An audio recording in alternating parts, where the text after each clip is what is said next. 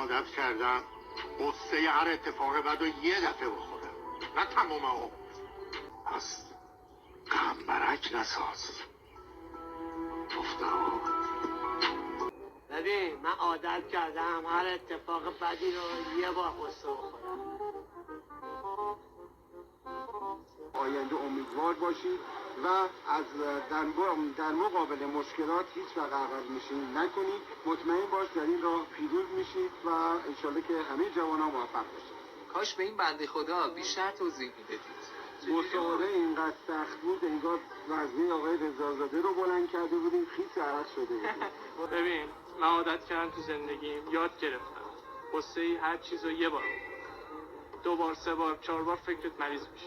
من جوون بودم این راه ها رو رفتم.